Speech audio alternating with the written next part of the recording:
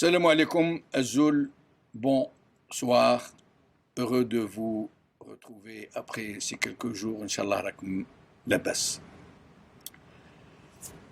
Le Hirak est-il une révolution? Et si oui, pouvons-nous dire que cette révolution a provoqué une contre-révolution? Pour nombre de nos compatriotes, y compris des observateurs avertis, le Hirak est en effet une révolution populaire dans tous les sens des termes. À la différence notable cependant, et contrairement à la définition du Larousse, que le Hirak n'a été ni brusque ni violent, qui n'a pas encore réussi à renverser le système en place et qui n'a pas encore pris le pouvoir.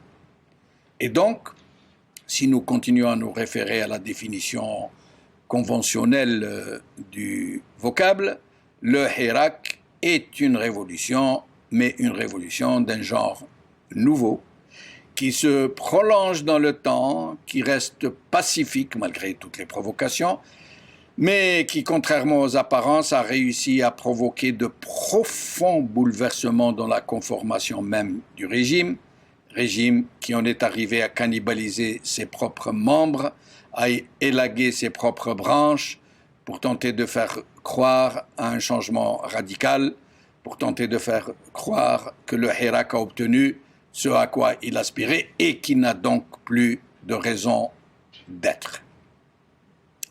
Un régime qui fait feu de tout bois et qui a compris avant tout le monde qu'il était bel et bien face à une révolution populaire.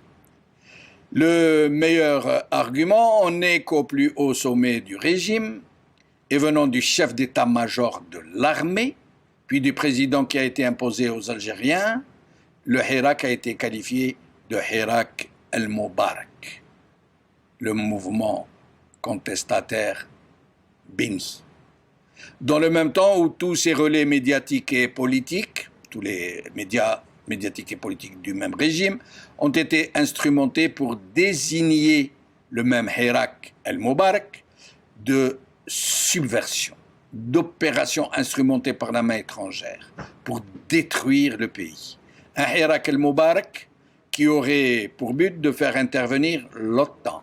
Un Hirak el-Moubarak manipulé par Israël, par la France et par d'autres forces occultes dont on ne nous précise pas l'identité et dont on ne nous dit pas les raisons qui les incitent, ces forces multiples et diverses, à frapper l'Algérie. L'autre question est la suivante. Le Hirak a-t-il été l'objet d'une contre-révolution, d'une réaction?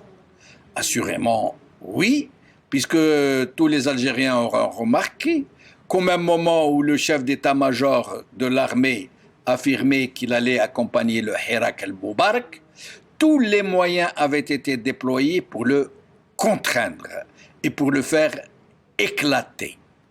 Barrages filtrants autour des principales villes, blocage et blocus d'Alger, charges policières contre des manifestants pacifiques, restrictions drastiques de la connectivité d'Internet, arrestation de militants, instrumentalisation de la justice pour les faire lourdement condamner, activation des réseaux de Baltagia et de mouches électroniques pour provoquer la violence au sein des manifestations et l'insémination de la discorde dans les réseaux sociaux, en plus des calomnies en tout genre contre les hirakistes les plus visibles et leur désignation comme des agents de la main étrangère, en plus de l'instrumentalisation forcenée des médias acquis au régime pour mener une campagne de dénigrement contre le Hirak el-Moubarak et les hirakistes et agiter le spectre de la syrianisation,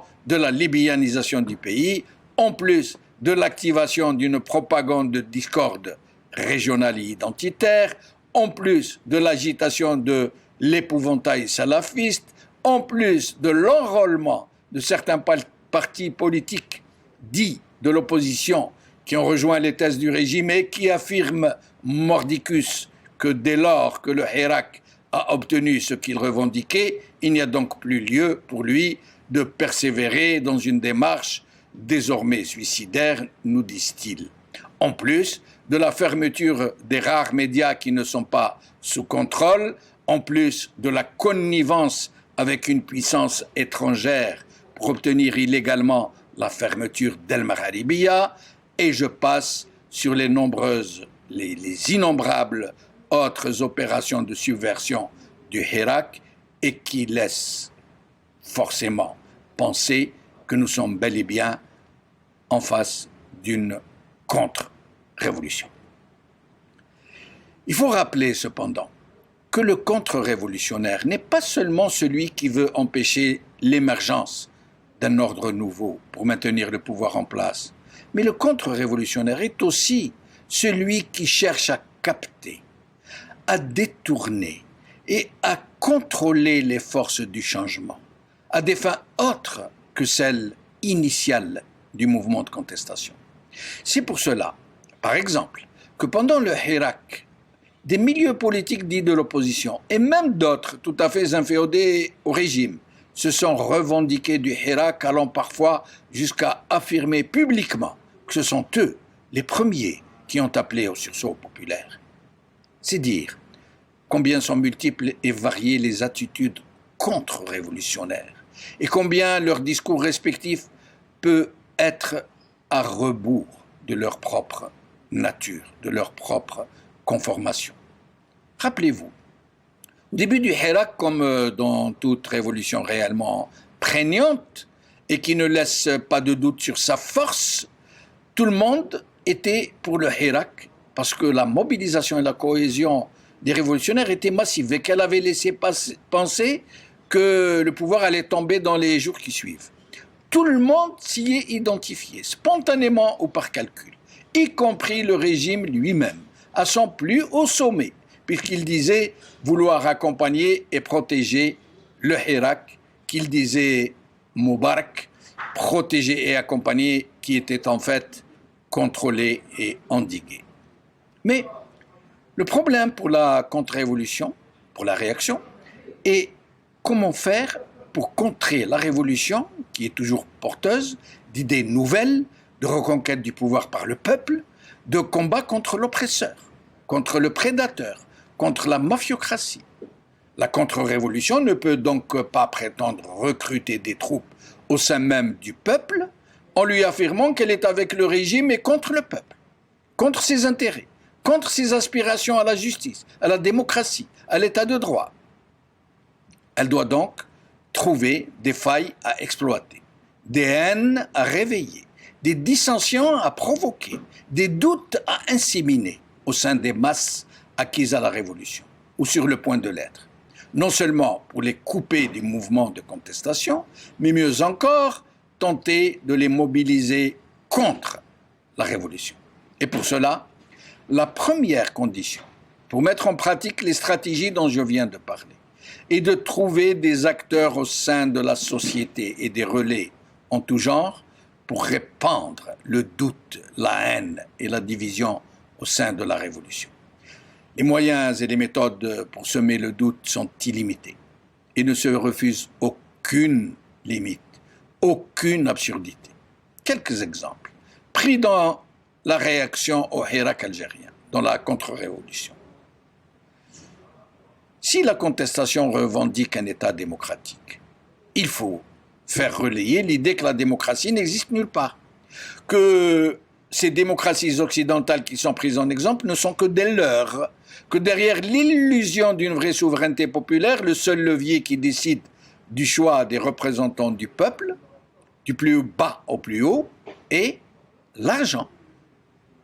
Si la révolution exige la liberté de la presse, lui démontrer de la façon la plus sommaire qui soit que dans le monde occidental, où la liberté de la presse est institutionnalisée jusqu'à un point de sacralisation, la quasi-totalité des titres de presse et des chaînes de télé n'appartient pourtant qu'à quelques familles qui font partie de l'élite qui dirige le monde. Si parmi les revendications de la contestation figurent celles de la séparation des pouvoirs, les habiles relais de la réaction, vous diront tout aussitôt que les Occidentaux ont en effet séparé les pouvoirs législatifs, exécutifs et judiciaires, mais qu'ils occultent très fortement le quatrième pouvoir, qui est en fait le premier pouvoir, et qui n'est certainement pas celui de la presse, dont on nous rebat les oreilles, et dont personne ne parle. Le vrai quatrième pouvoir, ou plutôt le vrai premier pouvoir, est celui de l'argent. Donc, selon ces gens, la séparation du pouvoir n'est que trompe-l'œil. Et vous aurez remarqué que tous ces arguments sont frappés du coin du bon sens, qu'ils semblent tous indiscutables, alors qu'ils sont fondés sur une intention de tromperie. Un raisonnement dont la conclusion peut être vraie, mais qui n'est vu qu'à travers un angle particulier. Pour être comparé à un exemple dont le contexte est tout à fait incomparable.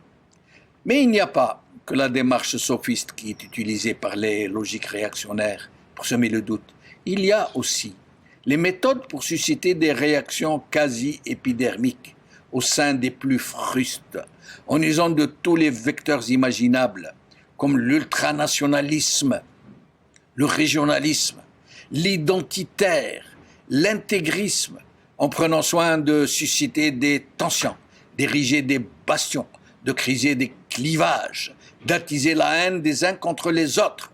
Et l'une des méthodes les plus éprouvées dans cette tactique de la division, qui doit mener à l'éclatement de la cohésion populaire, consiste à stimuler les instincts inquisitoires, autrement dit, les procès d'intention, inspirer des appréhensions et des peurs sur de l'imaginaire, sans les dire ouvertement, mais les suggérer fortement. Genre, le régime actuel a combattu et vaincu les islamistes. Or, le Hirak est infiltré d'islamistes, donc si le Hirak triomphe sur le régime, les islamistes prendront le pouvoir. Et si les islamistes prennent le pouvoir, ils vont donc appliquer la charia. Et donc le meilleur moyen de les en empêcher est que l'actuel régime reste au pouvoir. Ce QFD. Il suffit bien souvent de distiller ce genre de discours pour qu'il soit tout naturellement revendiqué par des groupuscules qui sont conformés dans ces schémas et qui ont toute bonne foi, sans qu'il soit besoin de les instrumenter, entrent dans les logiques que la contre-révolution tente d'exploiter. Toujours dans l'exemple algérien, tout le monde sait que le véritable pouvoir est entre les mains d'une oligarchie militaire, qui a fait main basse sur toute l'armée, et qui est tellement maîtresse des lieux qu'elle en est arrivée à pouvoir désigner le président de la République même dans une élection qui s'est distinguée par un boycott généralisé, comme cela fut le cas des dernières élections présidentielles, celle du 12 décembre. L'oligarchie militaire est donc le nœud gordien du système. Le Hirak l'a parfaitement compris puisque son principal slogan est « Madaniya Mashi Askariya ». Difficile donc de trouver à redire à une telle revendication, à plus forte raison que le régime lui-même, à travers les purges qu'il a menées tambour battant, dans une tentative désespérée de se délester de ses propres casseroles, les casseroles galonnées, les plus embarrassantes, a démontré lui-même à l'opinion publique que le plus haut niveau de l'oligarchie militaire est composé de grands prédateurs financiers et même de grands trafiquants de drogue. Mais la contre-révolution n'en a cure. Usant des exemples syriens, libyens, irakiens et autres, elle pousse l'outrance à faire l'amalgame entre l'armée et l'oligarchie qui en a pris le contrôle.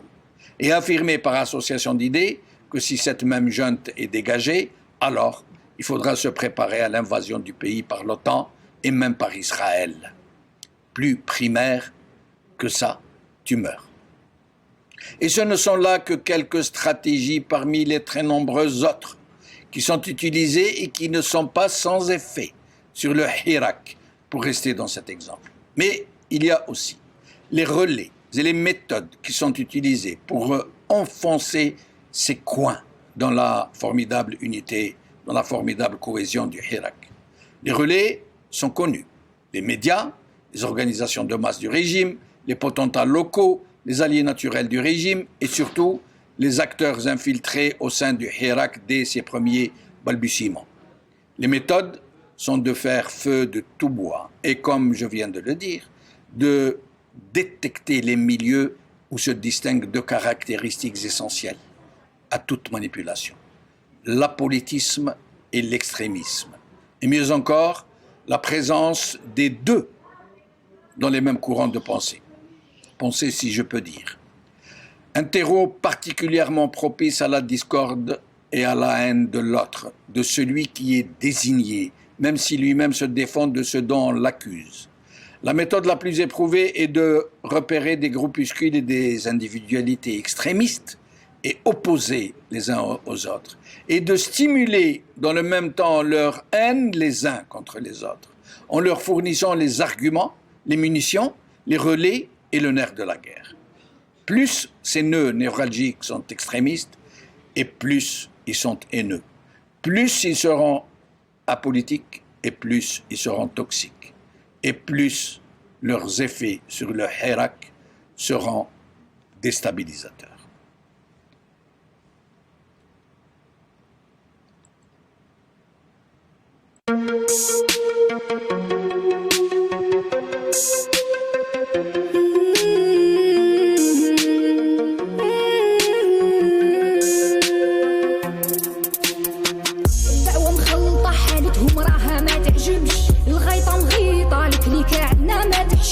شبيبة نايضة راو داير روح وما يسمعش المزبلة واجدة والتاريخ يا خو ما يرحمش الخمسة ماكلات صفحتكم ما نطوات معول تخلطها وتخلي فيها غير الفتات الأميمة ما نسات جبدتها اللي نشوات 10 سنين تيروريزم وزدتو 20 ما كفات زوالي ولد بلاد جدو كي جدي عليها مات يا الخاين لاقت بك من يدك هربت ما ولات تروح وقاع تطير وقاع ويبقى غير الحجر في القاع يا مالك الضيبع بقرت لي تماما تنباع توكسيك توكسيك راها توكسيك الحالة مخلطة ويقول لي خديك من البوليتيك توكسيك توكسيك راها توكسيك تتنحو قاع بيك من ريفوليسيون باسيفيك يا ميمتي ما نهناش ملكية ما نربراش واش ما خسرناش في دربة العياش شبيبة ما تعياش على بلادي ما تفراش يا ميمتي ما نهناش ملكية ما نبراش واش ما خسرناش في دربة العياش شبيبة ما تعياش ولاش سماحولاش. Le Hirak à l'épreuve de la contre-révolution. C'est le titre de notre émission d'aujourd'hui.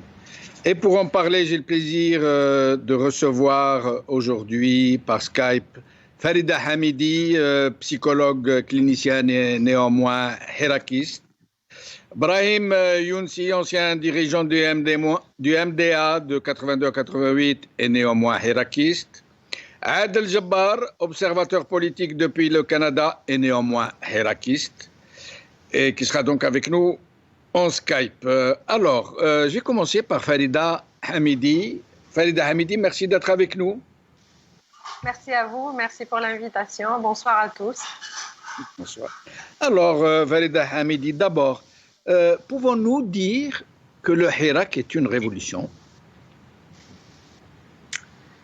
Le Hirak est surprenant justement de ce point de vue-là parce que effectivement c'est très particulier, c'est un mouvement typique, c'est une créativité, une création vraiment algérienne typique et c'est une forme de révolution, oui, absolument, c'est une forme de révolution si on considère qu'exiger le changement radical d'un système est considéré comme une révolution. Oui, dans sa manière de se construire, de revendiquer, de s'organiser,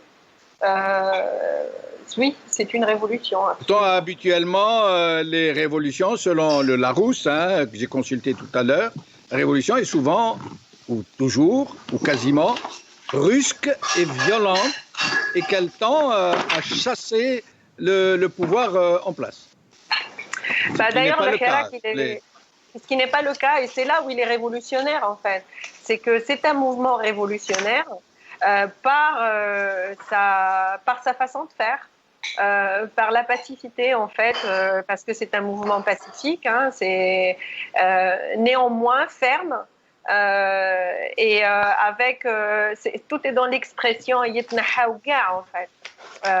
Et voilà, et c'est une révolution parce que c'est un mouvement populaire qui est né vraiment de la classe populaire et de la classe moyenne qui s'est paupérisée en Algérie justement. Et c'est là où il est révolutionnaire. C'est un mouvement naturel qui est né vraiment avec des humiliations subies et répétées que les Algériens n'arrivaient plus absolument à supporter. Et c'est de là que ce mouvement-là est né. En fait, il est non violent, mais vu la masse de personnes sorties depuis le début du Hirak, on ne peut considérer cela que comme une révolution. Hamidi, pour demander à la psychologue clinicienne de nous expliquer pourquoi le régime choisit-il parmi les relais qu'il est en train d'activer contre la révolution, contre le Hirak, pourquoi choisit-il des milieux choisis parmi les plus apolitiques et parmi les plus extrémistes, et souvent des milieux qui se distinguent par les deux, l'apolitisme, le très faible niveau politique, en même temps que l'extrémisme le plus criard, le plus outrancier. Je reviendrai à vous tout à l'heure. Brahim Younsi, merci d'être avec nous. Merci à vous, merci de m'inviter de nouveau et je vous souhaite un bon retour. Merci, c'est toujours un plaisir, Brahim Younsi. Alors, Brahim Younsi, même question, est-ce que nous avons affaire à une révolution? Et je rappelle que vous-même, vous l'avez dit à plusieurs reprises lors de ces émissions dont vous nous honorez de votre présence, que vous refusez même le mot Hirak. Pour vous, il ne faut pas dire Hirak, il faut dire révolution. Oui, parce que c'est une révolution. Permettez-moi d'abord de saluer Madame Hamidi, que je ne connais pas, et de saluer Adel Jabbar. Je crois qu'il est avec nous. Oui, en effet. Merci pour... Je le salue bien bas. Merci pour lui. Oui, c'est une révolution et je viens d'écouter Madame Hamidi qui a donné une définition parfaitement exacte de ce qu'est une révolution. La révolution politique qui a lieu dans notre pays, parce que c'est une révolution politique, et cette révolution politique vise à transformer les rapports entre l'État et la société. C'est en cela que c'est une révolution. Et c'est en cela aussi que le 22 février 2019 est le début d'une révolution dont le but fondamental, je viens de le dire, est de transformer les rapports entre l'État et la société. Mais aussi, c'est une révolution parce que le peuple algérien se bat pour passer d'une société d'autorité à une société de liberté. Et tout cela de façon pacifique. Vous l'avez dit, je n'ai pas consulté le Larousse, mais mes classiques, si vous voulez, reviennent à la mémoire dans la définition de la révolution ou ce que la révolution veut dire, par exemple pour les marxistes ou pour Karl Marx et Engels eux-mêmes. Pour Marx et Engels, la révolution, c'est lorsque, et vous le savez, c'est Jamal, et je crois que nos amis sur le plateau et avec nous le savent aussi, c'est lorsque le prolétariat, pour ce qui est du marxisme, de Marx et d'Engels, le prolétariat de tous les pays s'unit pour renverser, par la violence toujours, la bourgeoisie. C'est aussi la conception, bien sûr, c'est le fils spirituel de Marx et d'Engels, Lénine. La conception de Lénine aussi, il considère qu'il y a un lien indissoluble entre la révolution et la violence. Mao Tse-tung, qui reprend les mêmes catégories, Lui, il est beaucoup plus clair. Il dit que la révolution, c'est un acte de violence par lequel une classe, c'est-à-dire le prolétariat, renverse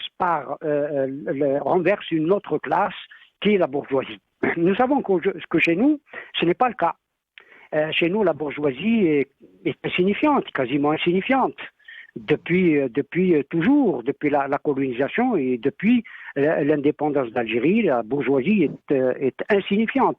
L'on ne peut donc analyser la situation révolutionnaire de notre pays sous l'angle ni de la violence, ni du renversement d'une classe par une autre. D'autre part, l'on ne peut considérer le système algérien comme un système capitaliste.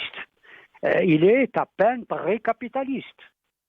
Mais pour beaucoup de gens, nous avons affaire à un capitalisme sauvage qui n'a aucune règle, dont l'enrichissement de certains de ses composants a été absolument ahurissant, hyper foudroyant. Il y a beaucoup de nouveaux riches qui sont devenus milliardaires en dollars en l'espace de quelques années seulement. Mais néanmoins, il ne constitue pas véritablement une classe dans le sens de Marx. Il ne constitue pas. Et le rapport de production ou le mode de production en Algérie n'est pas un mode capitaliste aujourd'hui.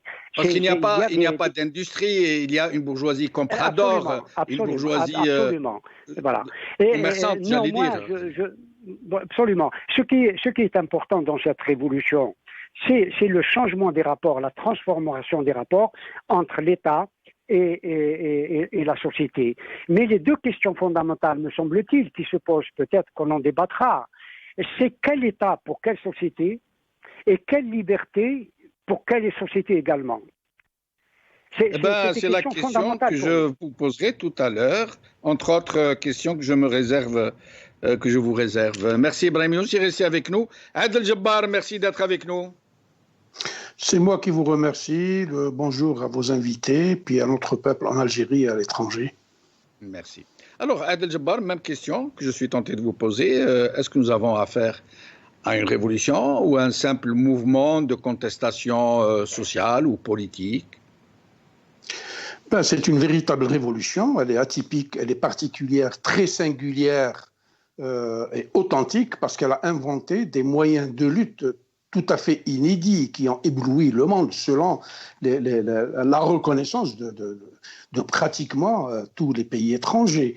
Ceci dit, je considère que c'est une révolution parce que c'est la révolte du devenir contre le devenu. Les Algériens n'acceptent plus cet état de fait.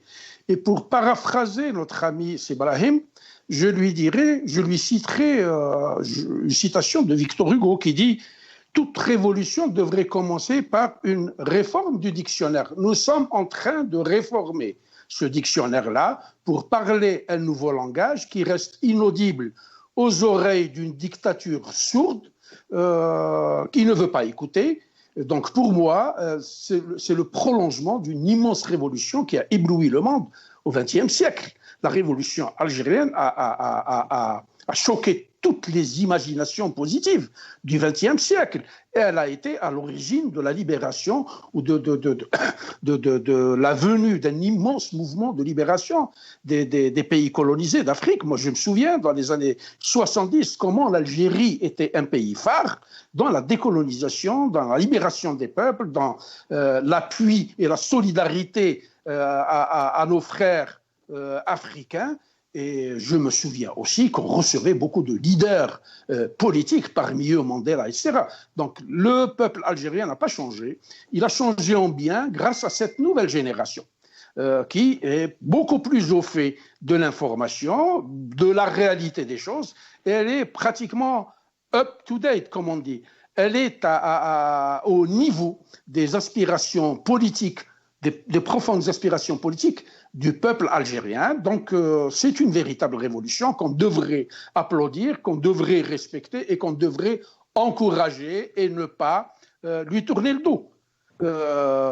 Malgré les comportements belliqueux mais inopérationnels et inefficaces de ceux qui prennent la contre-révolution et essayent de porter atteinte au moral du peuple et au moral des gens qui y croient. Moi, je suis de ceux qui croient profondément en cette révolution et je crois profondément à son combat et aussi à sa victoire inéluctable. Ne nous leurrons pas, ne nous laissons pas mener par des apprentis sorciers. Ce régime ne produit pas d'intelligence. Il est en train de faire du recyclage de vieux meubles qu'il est en train de faire réémerger pour nous impressionner et diviser. Dieu merci, moi j'ai tout le temps dit, place de la République à Paris n'est pas Alger. Elle n'est pas l'Algérie profonde. Il faut voir ce qui se passe en Algérie. Nous sommes de ceux qui disent priorité de l'Algérie, de l'intérieur, sur tout ce qui se passe à l'extérieur de l'Algérie. Les slogans qui sont hissés ça et là, quel que soit l'endroit de la planète, n'ont absolument aucun impact. Nous ne prenons acte que de ce qui vient de l'Algérie. Nous sommes à l'écoute de notre peuple, nous sommes à sa disposition et nous sommes là en tant qu'appui moral, appui psychologique et appui matériel s'il le faut. Farida Hamidi, je reviens à vous. Farida Hamidi. Alors, oui. Farida Hamidi, avant d'en arriver à la question que je voulais vous poser, pourquoi le régime choisit-il parmi les relais qu'il envoie au charbon, si je peux dire, des gens et les groupuscules parmi les plus apolitiques, parmi les plus extrémistes? J'aimerais d'abord avoir votre avis sur la question de la contre-révolution, de la réaction. Est-ce que nous avons affaire à une contre-révolution ou ne s'agit-il en l'occurrence que d'une phase de fléchissement de la révolution à cause du Covid ou de la Covid? En fait, au départ, c'était le confinement qu'on a tous subi, hein, en pleine révolution. Voilà, malheureusement d'un côté parce que voilà, ça a dû freiner cette révolution-là, effectivement, voire la suspendre carrément. D'un autre côté, parce qu'il faut voir le verre toujours à moitié plein. Heureusement, j'ai envie de dire, parce que même ceux qui n'étaient pas complètement inscrits dans cette révolution-là ont fini par voir et par constater par eux-mêmes les énormes défaillances de ce régime-là, en fait, en pleine pandémie qui a touché toute la planète. On a vu la gestion catastrophique de cette pandémie-là qui, pire encore, a été utilisée justement pour contrer cette révolution-là. Et de toute façon, tout mouvement comme ça qui existe, vous savez, c'est un peu comme l'amour et la haine. Il n'y a pas d'amour sans haine et il n'y a pas de haine sans amour. Donc, il y a révolution. Forcément, il y a contre-révolution. C'est presque deux mouvements naturels, en fait, qui se côtoient. Maintenant, moi, je pense que cette révolution-là est depuis le départ en position de force, tout simplement parce qu'elle vient du peuple. Et c'est une demande légitime du peuple et qui est absolument,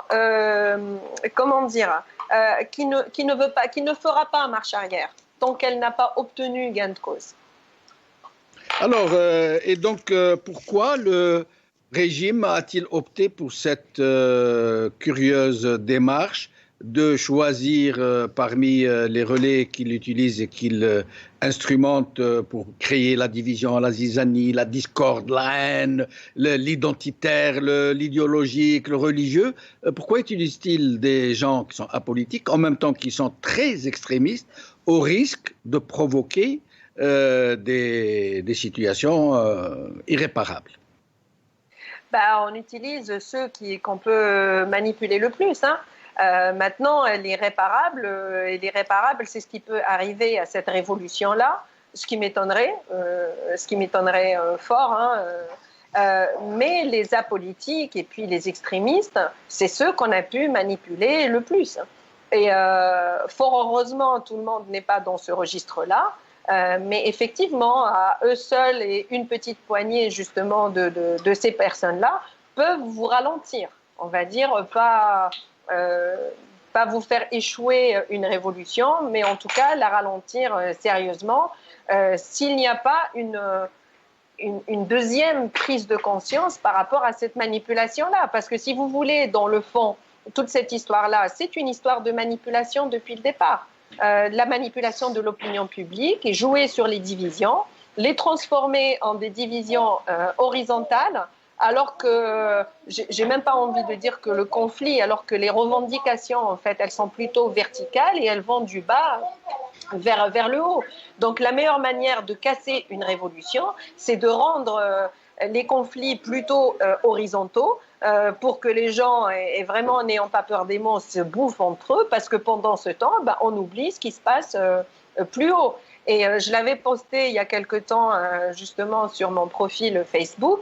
C'est pas un problème de division ou de conflit horizontal, c'est un problème de hagra vertical. Tout simplement, c'est pour pérenniser un système avec lequel ils se sont enrichis. C'est un problème économique en fait où les richesses d'un pays, continent ont été pillées. Ils ont réussi à dégoûter les gens de la politique. Donc, effectivement, les Algériens se sont détournés à un moment donné de la politique et par la force des choses aussi, parce que, ayant vécu la décennie noire, en fait, c'est que la première nécessité, en fait, c'était de pouvoir vivre en sécurité, de pouvoir boire et manger. Donc, vraiment réduire une personne à ne revendiquer que ses premiers besoins élémentaires. Donc, on n'a pas le temps de réfléchir ou de mentaliser ou d'intellectualiser le terrain politique. En tout cas, on ne sait pas ce qui se passe autour de nous. Et ça a joué un détour même au régime, tout simplement parce qu'il s'est autonomisé du peuple, et c'est ce qui a fait sa fragilité, tout simplement. Restez avec nous, Farida Hamid. Brahim Younsi, alors, réellement, une contre-révolution en marche ou juste une phase de flottement à cause de la Covid? Non, il y a une réelle, depuis le début d'ailleurs de la révolution du 22 février, la contre-révolution s'est manifestée. Il y a deux choses, me semble-t-il.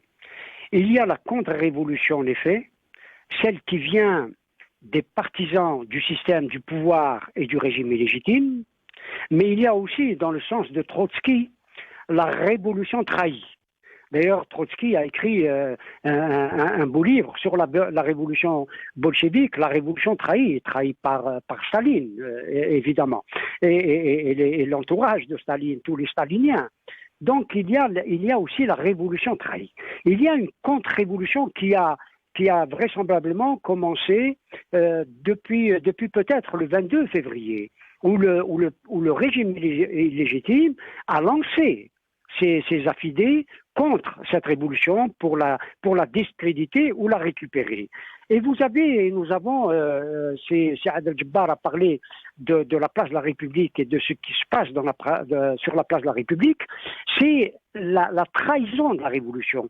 Et Trotsky parle de la révolution trahie, de détournement de la révolution. Et c'est cela ce à quoi nous assistons aujourd'hui. Pour détourner une révolution, encore faudrait-il en avoir le guidon, le volant. Or, ce n'est pas le cas. Les gens qui sont en train d'essayer de la dévier ou de la casser ou de la récupérer n'en sont pas encore là, j'ai l'impression. Oui, mais il y a des tentatives de détournement. Il y a des tentatives de contrer. C'est plus que j'ai entendu le mot de réaction. C'est plus qu'une réaction. C'est une véritable révolution. Et puis, contre-révolution. Et vous avez aussi c'est ceux qui veulent détourner, qui se disent, qui se posent entre guillemets en révolutionnaires, qui sont dans cette révolution, qui manifestent avec les révolutionnaires, qui marchent avec eux, mais qui posent d'autres problématiques pour détourner cette révolution à leur profit d'une certaine manière, ou jouer les troisièmes voies alors qu'il n'y a pas de place pour une troisième voie. C'est ça aussi trahir une révolution, c'est la détourner de son sens, des objectifs qu'elle s'est assignés et de sa philosophie même. Et aujourd'hui, on assiste à une tentative de détournement de cette révolution, y compris sur le plan idéal, sur le plan des idées. alors que les idées de la révolution du 22 février étaient claires et nettes, et c'est une révolution populaire. On veut la transformer, la détourner et en faire une révolution des élites. Et c'est ça aussi la trahison de la révolution.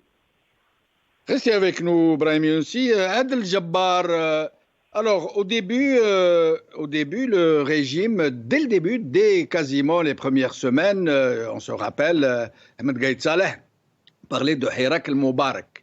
Il disait vouloir l'accompagner, le protéger, dans le même temps qu'il y avait des blocus sur les villes, le quadrillage, les arrestations, les barrages filtrants, et j'en passe, et même l'embrigadement des Baltagia, on se rappelle cette histoire de Borj Bouhariri. Et donc, dans le même temps qu'il disait Hirak el-Moubarak, il faisait tout pour le contraindre. En l'occurrence, est-ce que c'était une contre-révolution en marche ou est-ce que c'était juste comme ça, des petites choses qui arrivaient tout naturellement dans une révolution? Non, ce n'est pas du tout une bonne chose. Moi, je pense qu'il serait erroné de se poser la question. La révolution et la contre-révolution sont un binôme indissociable. C'est comme la nuit et le jour, le soleil et le noir, le froid et le chaud, etc. L'un va de pair avec l'autre. Aujourd'hui, il y a deux grosses forces en présence. L'une, pour moi, est extrêmement fragile parce qu'elle ne s'appuie sur rien que sur la puissance de la mitraillette et les coffres de l'État. Et la recherche d'une légitimité à l'étranger, ce n'est pas Macron, ce n'est pas Trump, ce n'est pas Angela Merkel qui vont débarquer à Alger pour protéger ces gens-là. Une armée, un régime, un pouvoir, un système, une élite politique qui est aux commandes d'un pays ne peut être protégé que par son peuple. Or, aujourd'hui, ce peuple-là a définitivement tourné le dos à ce régime-là. Maintenant, pour revenir aux petites minorités qui s'expriment, moi j'ai lu avec beaucoup de bonheur deux excellents livres. L'un parlait des minorités déviantes ou des minorités marginales qui existent dans chaque société et qu'on ne peut pas éliminer parce qu'elles ont une capacité de nuisance extraordinaire, parce qu'elles savent se mettre sous les feux de l'actualité, sous la lumière des caméras. Et j'ai lu aussi une étude par une grande politologue de Harvard qui disait en substance que si on veut abattre un dictateur ou une dictature, il suffit juste de mobiliser 3,5% de la population de façon massive, permanente et sans arrêt. À ce moment-là, c'est l'étouffement du régime, surtout un régime qui est hors sol, parce qu'il n'a pas de racines plantées dans le sol. Il est complètement étranger aux Algériens. Les Algériens ne l'écoutent même pas. Donc, je suis de ceux qui disent... Qu'est-ce que vous voulez dire, Adel Jabbar? La plupart des membres du régime, voire des barons du régime, sont tous algériens et quasiment tous sortis du flanc du peuple, des couches les plus défavorisés, j'allais dire, les plus populaires. Je ne sais pas si on pourra mettre sur le même registre un résident du Club des Pins et quelqu'un qui vit à la Casbah. Ils sont tous deux algériens. Moi, ce que je partage avec beaucoup d'Algériens, c'est ma carte d'identité. C'est mon passeport algérien, c'est tout. Mais sur le plan des idées, sur le plan des valeurs, je n'ai strictement rien à voir avec eux. L'un est sur Mars, l'autre est sur Neptune. Donc ce n'est pas parce que nous sommes issus du même pays que nous partageons les mêmes idées, que nous luttons pour le même idéal. Mon idéal est la liberté, le respect des droits humains. L'idéal d'un tortionnaire comme je ne le citerai pas parce qu'il n'est plus là, il est dans une tombe, c'est de casser des gens, c'est de briser la vie des gens, c'est d'incarcérer des gens, c'est de brutaliser les gens. Moi l'Algérien que je respecte, c'est le petit jeune mais grands militants qui méritent un grand respect, Brahim Lalami, pour ne citer que lui, qui vient d'écoper de 18 mois de prison, son jeune frère qui a 18 ans, 1 année de prison, ils ont ruiné une famille. Les gens que je respecte, que je défends, qui sont algériens comme moi, c'est des Karim Tabou, qui n'ont pas échappé à des manipulations grossières pour le traiter d'islamistes, pour le traiter de quelqu'un qui appelait à la rébellion de l'armée. Je ne cesserai jamais de militer pour la cause de Mohsen Ben Abbas, qu'on a diabolisé. On a voulu même lui coller l'affaire de Tizawatin, parce que le représentant de Tamaras était RCD. Tous les moyens sont bons. Aujourd'hui, cette contre-révolution-là, qui ne réussira pas, soyez-en certains, soyez persuadés, soyez confiants. Il ne faut pas avoir peur, parce que la peur ne fera pas reculer le danger. Il faut s'armer de courage et revenir aussi fort que nous étions avant, pour marcher, pour protester et pour revendiquer nos droits à la souveraineté, à la récupération de notre pays confisqué par une bande de malfrats depuis 1962. Pour terminer probablement ce chapitre-là, je vous dirais que la révolution du 22 février ne se limite pas uniquement aux marches. Elle est partout, elle est semée dans le cœur et dans l'esprit des Algériens. Nous nous levons avec la révolution et nous dormons avec la révolution. Et cette révolution ne nous quittera pas, comme notre pays ne nous quittera pas, même si nous sommes sur une autre galaxie. Nous continuerons à lutter, nous continuerons à croire, parce que nous sommes sur la cause la plus juste. Revendiquer des droits, se mettre du côté des mahgourim, se mettre du côté des opprimés, défendre les pauvres, défendre les gens qu'on est en train à qui on est en train de rendre la vie impossible. Moi, je vis dans un pays où le chien a fait l'objet d'une réforme du code civil. Le chien était considéré à l'époque comme un bien meuble. Aujourd'hui, le législateur, parce que Bachar, parce que ils ont transformé le code civil pour faire du chien un être vivant, avec ses droits, avec la nécessité de le prendre en charge comme on prend en charge un enfant. Savez-vous qu'un chien ici nécessite un budget annuel de $3 000 pour le prendre en charge entre sa médication, ses soins vétérinaires, ses toilettages, son linge, ses affaires, ses promenades, etc. À cause de qui? À cause de ces criminels-là qui ont fermé les oreilles et qui sont en train aujourd'hui. Hier, ils étaient en train de dénoncer la venue de l'OTAN si on ne votait pas le 12-12 dans leur simulacre de scrutin. Aujourd'hui, le chef de l'État, entre guillemets et entre parenthèses, est en train de recevoir un général d'un corps d'intervention étranger, en l'occurrence l'Africom, qui est à la tête de 2000 hommes. Ce n'est pas le chef d'un corps d'armée des Marines américaines, ce n'est qu'un général qui est positionné en Allemagne avec 2000 hommes à sa disposition à Djibouti. Moi, s'il plaise à Dieu, j'espère de tout cœur que les Algériens s'opposeront à cette constitution-là, parce que l'Algérie deviendra Djibouti. Et pour terminer ça, parce que moi j'ai fait l'armée et je connais la valeur de ces gens-là en 1976, ce qu'ils ont fait de nous, c'est des lâches qui nous ont laissés en plein combat, qui ont fui. Je le dis devant 44 millions d'Algériens. Demain, ils feront la même chose avec nos enfants. Nos enfants qui sont soldats aujourd'hui, ils ont les mêmes qualifications que ceux qui vendent Diol, que ceux qui vendent Zalamit, ils n'ont aucune formation. Ce seront de la chair à canon qui vont servir les intérêts du CAC 40, des multinationales françaises et qui vont épargner le sang et la vie des mercenaires français. Nos enfants seront des mercenaires, il faut le dire, et il faudrait que le peuple algérien le sache, et il faudrait que nos frères qui sont dans l'armée et les officiers libres qui sont dans l'armée, patriotes et nationalistes, le sachent aussi.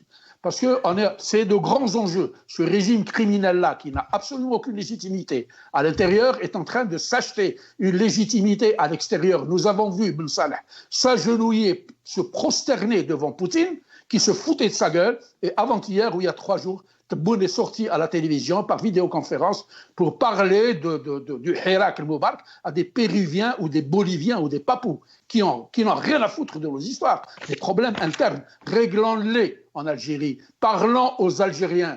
Trump, j'ai écouté le président Trump, qui n'a pas de bon sondage. Il a dit quelque chose d'extraordinaire hier. Et les observateurs ont dit quelque chose d'extraordinaire. Ils leur ont dit Trump sera réélu parce qu'il est à l'écoute de l'Amérique profonde. Nos gars sont autistes, ils sont sourds. Les autistes, j'ai beaucoup de respect pour les autistes. Je parle de ces sourds politiquement, de ces aveugles politiquement, de ces tortionnaires. politiquement, ils n'ont rien à foutre du peuple algérien. Le peuple algérien est à la croisée des chemins. Il doit prendre ses responsabilités pour sauver ce pays-là qui risque de disparaître. Alors, Khaled Tazghart, ex-député, qui a démissionné et donc qui n'a plus l'immunité parlementaire et qui a manifesté avant-hier à Bjaïa et qui a été arrêté et condamné à 1 an de prison.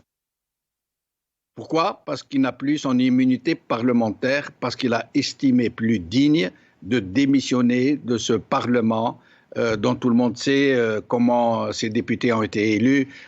Tous ceux qui ont suivi le procès de Ould Abbas et du fils de Ould Abbas savent que les sièges se vendaient à 7 milliards.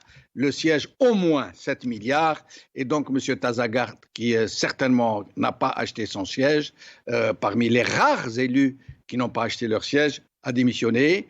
Et donc, il n'a plus son immunité parlementaire. Il a été arrêté et condamné. Ce qui veut dire à la rue algérienne que c'est 2-2. 2 Khaled contre 2 Khaled. D'un côté, Khaled Tazghart et Khaled Drarni, et de l'autre, Khaled Tebboune et Khaled Nazar, qui seraient en train de négocier pour son retour et pour l'effacement de ses poursuites. Alors, nous allons écouter quelques mots de Khaled Tazghart avant de revenir à la discussion. La mobilisation du peuple algérien s'accentue aujourd'hui. Nous sommes le 39e vendredi. Tout le monde s'organise, tout le monde se mobilise vers la chute des élections de la honte du 12 décembre. Aujourd'hui, nous exigeons l'annulation pure et simple de cette provocation et de cette mascarade électorale. Nous exigeons la libération de tous les détenus politiques d'opinion et les détenus du drapeau amazonie. Nous exigeons l'entame d'une véritable transition démocratique. Sans ça, le peuple algérien ne sera toujours dans les rues. Aujourd'hui, autre chose, un grand collectif d'avocats s'est réuni hier pour contester cette même mise du régime sur la justice. Au cri de justice libre, il y en a marre de la même mise sur la justice, il y en a marre des jugements sur commande et des verdicts commandés par téléphone. Nous allons les regarder.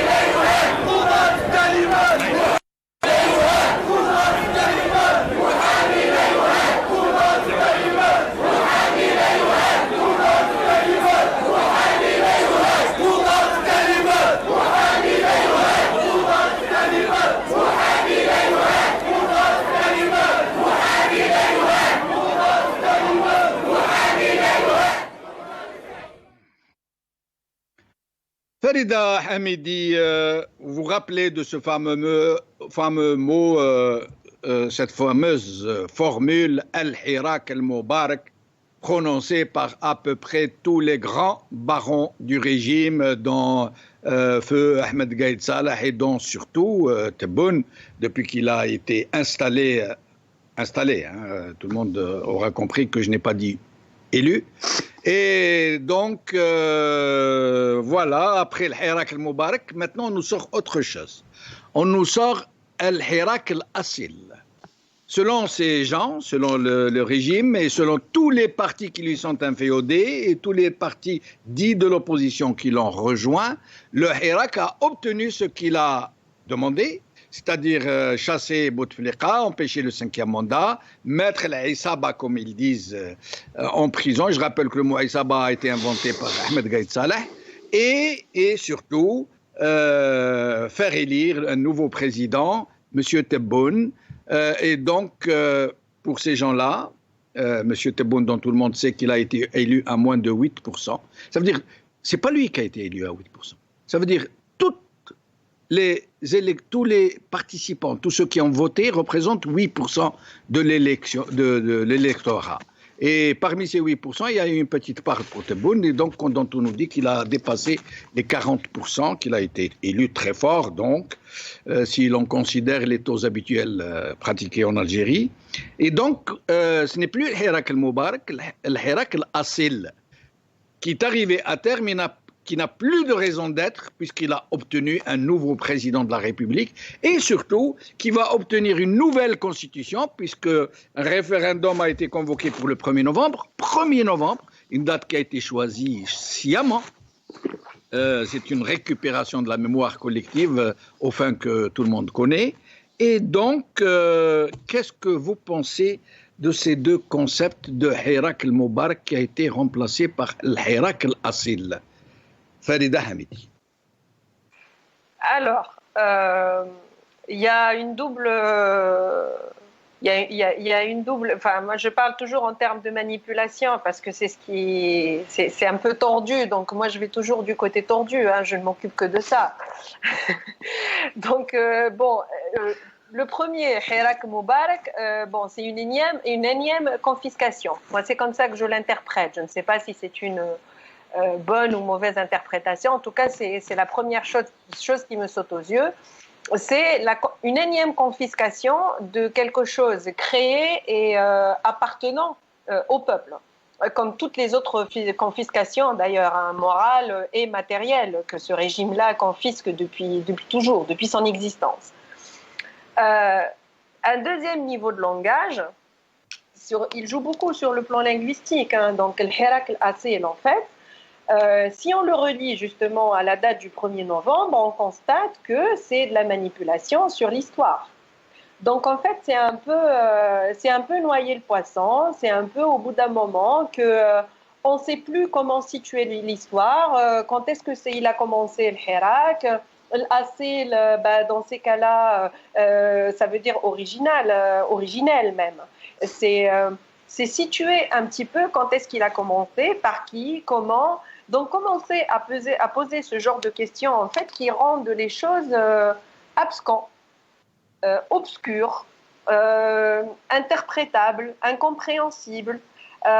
Et au bout d'un moment, quand c'est incompréhensible, on se désintéresse, en fait. C'est recréer un petit peu ce sentiment de détachement qui vient d'une déprime parce que voilà, les choses ne viennent pas et au bout d'un moment, les difficultés, elles sont les mêmes. Il ne faut pas oublier aussi que quand il parle aussi de Hirak al-Moubarak ou le Hirak al-Asil, les révolutions et contre-révolutions, parce que lui aussi, il a parlé de contre-Khota, en fait, c'est vraiment la manipulation sur laquelle ils ont toujours joué. C'est de créer un clone, en fait. Non seulement créer un clone pour les personnes, parce que هذا شكلي هذا في الجزائر, تخوين en fait, تخوين à grande échelle. Donc personne ne fait confiance à personne. D'un autre côté, en fait, on ne sait plus qui fait quoi. Si nous, on parle de contre-révolution et lui, il parle de contre-révolution, finalement, on est dans une dichotomie où les gens vont se poser la question de qui a raison, qui a tort. Et c'est là où on change complètement la direction.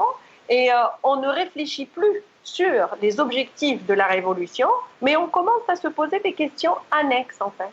Voilà, d'où le problème justement de personnes apolitiques, de personnes extrémistes. En fait, c'est le faux au bout d'un moment, les gens ne se posent plus les bonnes questions, mais se posent des questions annexes et passent à côté des objectifs premiers de cette révolution-là. Moi, je pense que c'est à double niveau. Donc, Hirak Moubarak, c'est pour confisquer cette révolution-là au peuple. Deuxièmement, le Hirak al-Asil, c'est pour rendre flou cette révolution-là et ne plus arriver à la situer, en fait, dans le temps et dans l'espace. Hirak al-Asil, donc, qui n'a plus cours, ça veut dire qu'il a tout obtenu. Qu'il a tout obtenu, donc il n'a plus lieu d'être. C'est exactement ça, en fait. Donc, l'histoire, c'est eux qui décident de l'histoire et c'est eux qui décident du début de l'histoire, c'est eux qui décident de sa fin aussi. Et c'est pour ça que j'attire l'attention des gens sur ce type de manipulation, de ne pas tomber dedans, La révolution est sur son chemin, on est dans l'œil du cyclone. Ça se calme peut-être maintenant pour plusieurs raisons, en fait, parce qu'effectivement, la période du Covid a fait que la motivation a peut-être reculé un petit peu, mais elle n'a pas disparu. Elle est toujours là, les gens ont peur, il faut voir ce qui est en train de se passer en ce moment. Les Rijal al-Amn en civil, ils sont partout, les gens n'osent même plus sortir. S'ils sortent, ben voilà, c'est ce qui s'est passé avec Khouna al-Alami, c'est ce qui s'est passé avec Khouna Khaled il y a 2 jours. Et puis là, eux par contre, ils sont dans ce système, dans ce tas'id-là, dans la terreur. Donc les gens ont peur. Donc en face, en fait, il ne reste pas un autre choix à cette révolution-là que tas'id, justement. Parce que la peur, il faudra la surmonter à un moment donné et se poser la bonne question de, ben finalement, j'ai peur de quoi ? Qu'est-ce qu'on pourrait vivre de pire, en fait, en Algérie ? Franchement, qu'est-ce qui peut faire encore plus peur que ça, en fait ? Donc moi, je pense qu'il y a 2 sortes de peurs, au risque de fâcher certains. Je pense qu'il y a des gens qui ont peur de perdre leurs acquis, aussi petits qu'ils soient, malheureusement.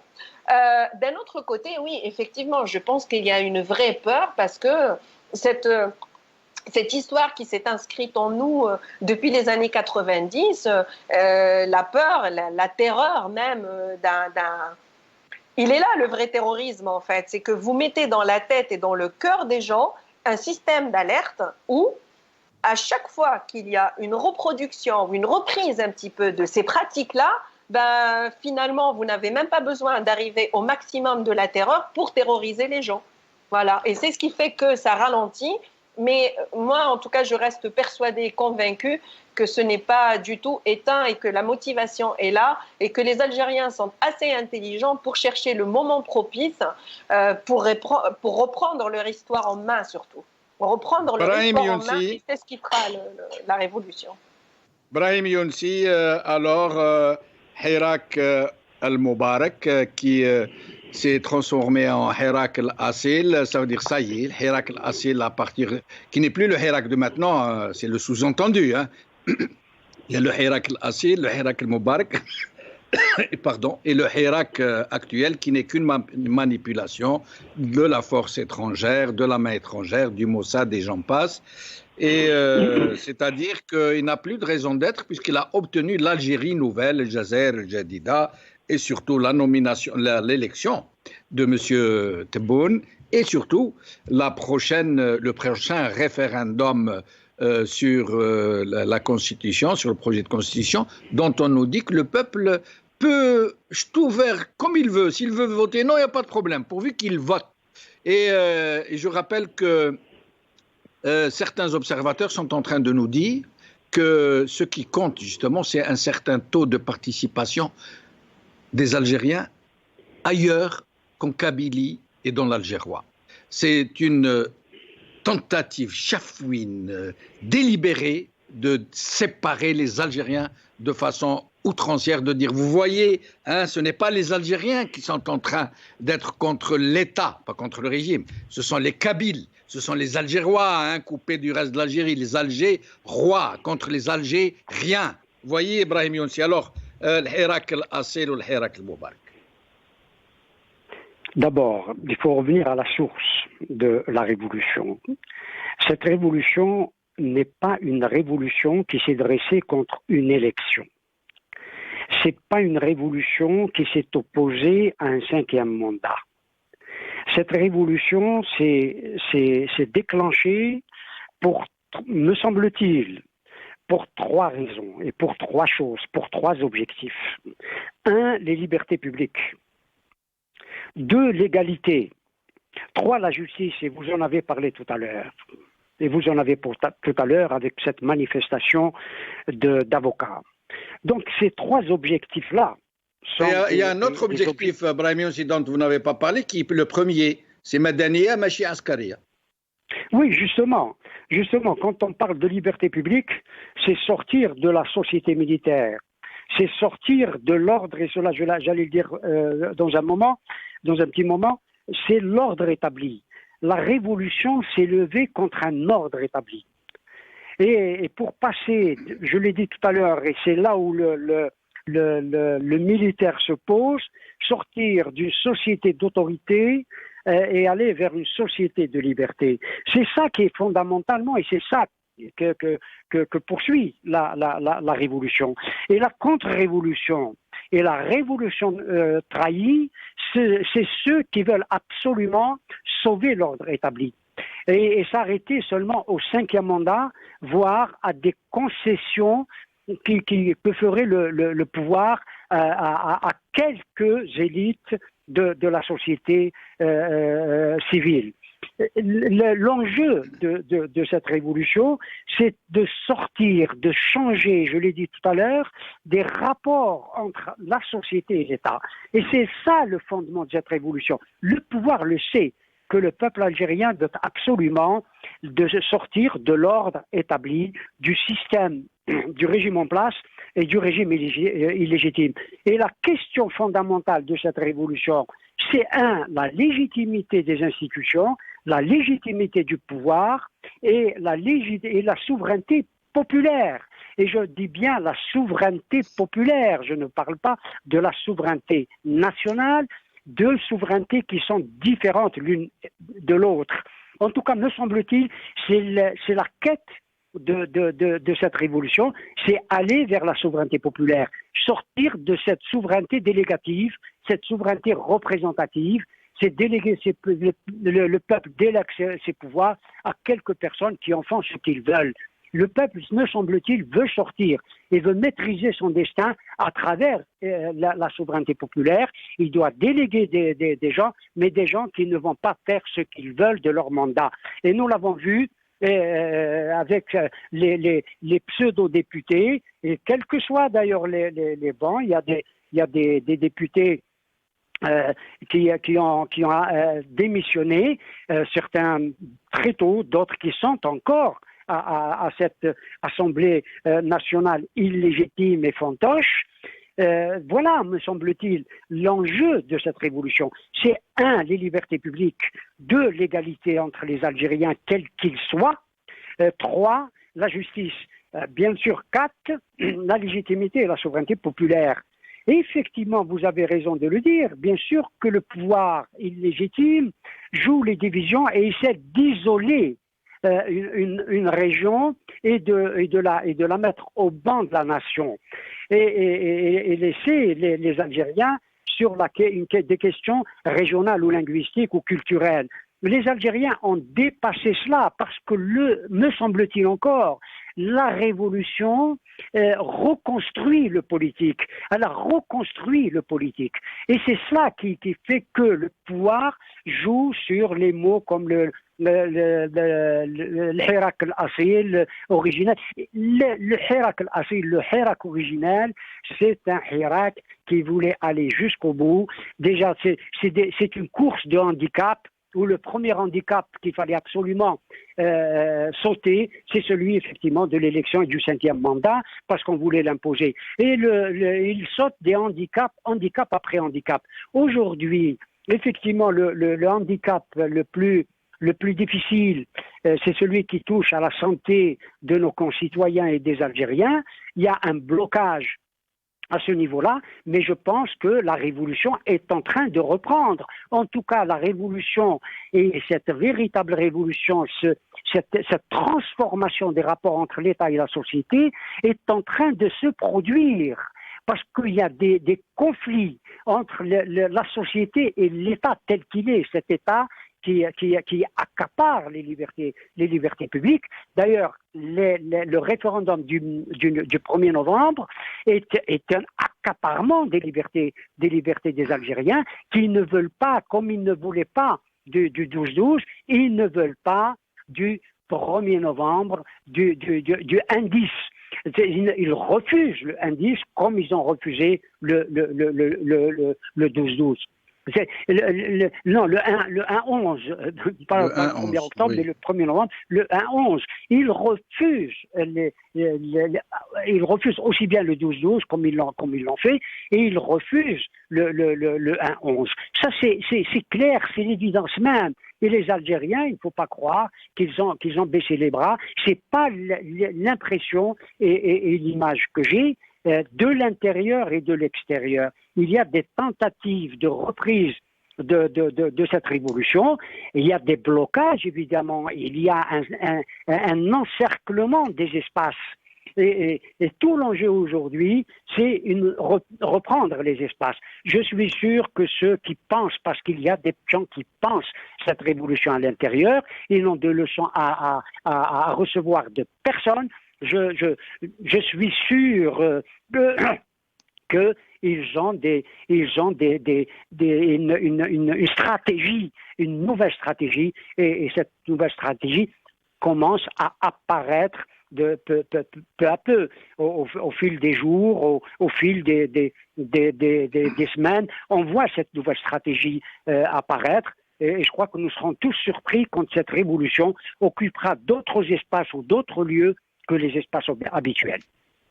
Alors, dernier tour de micro. Je demanderai à mes invités de ne pas dépasser 1 minute 30 chacun et de nous parler, s'ils le veulent bien, de cette fameuse échéance du 1-11, 1er novembre, la date de ce référendum auquel sont appelés les Algériens pour dire oui ou non.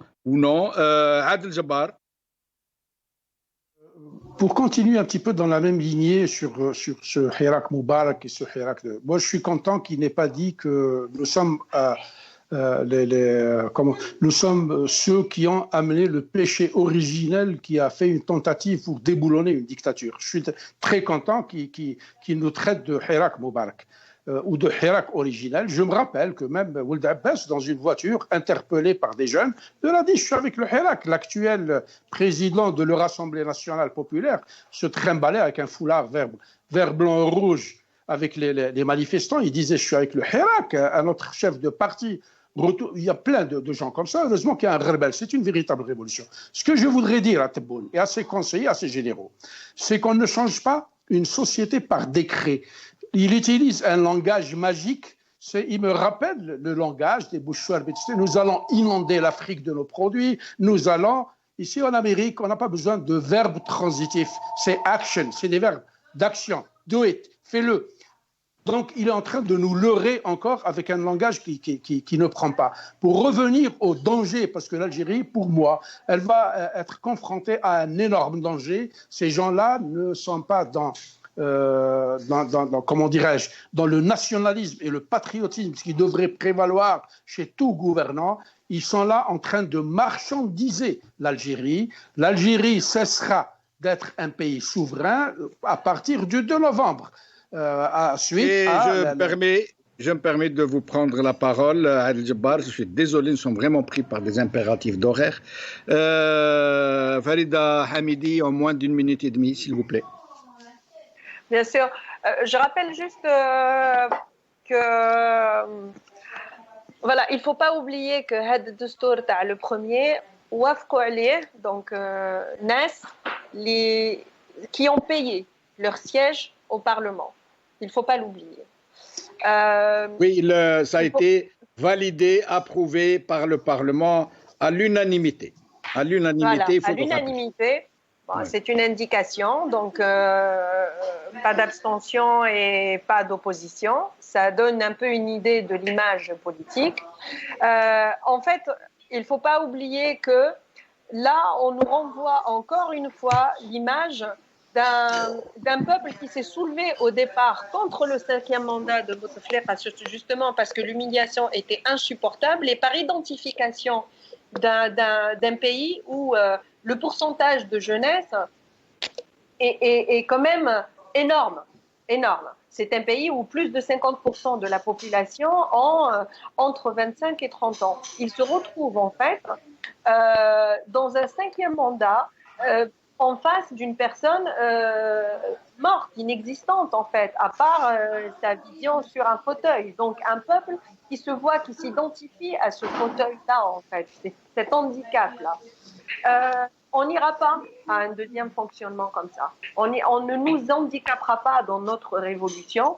Et le 1er novembre, en fait, en prenant cette date pour je ne sais quelle raison, mais en tout cas, l'objectif est consciemment de la salir. C'est absolument pas inconscient. Je pense que ça a été bien réfléchi.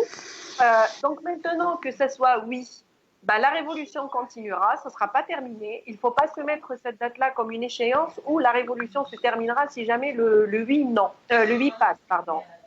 Si jamais il y a une manipulation et que finalement c'est un non qui passe, il faut faire très très attention que ça ne soit pas l'ultime division dans un pays où on a besoin de rester unis. Merci. Oui, finissez, Farida Hamidi. C'était dans ce sens-là, en fait. Si jamais il y a un non, il ne faut pas oublier que ça sera un non qui a aussi été étudié. Il faut faire attention à ne pas tomber dans le panneau de cette ultime et énième manipulation où on voudra nous mettre les uns contre les autres. L'Algérie est unie, on veut tous la même chose, on a tous les mêmes objectifs avec Khaoutna al-Qbaïl. Et cette révolution-là, c'est dans 48 wilayas. Merci. Alors, Brahim Younsi, le mot de la fin. Vous savez, la Constitution et une Constitution doit être l'émanation du pouvoir originaire qui est le peuple.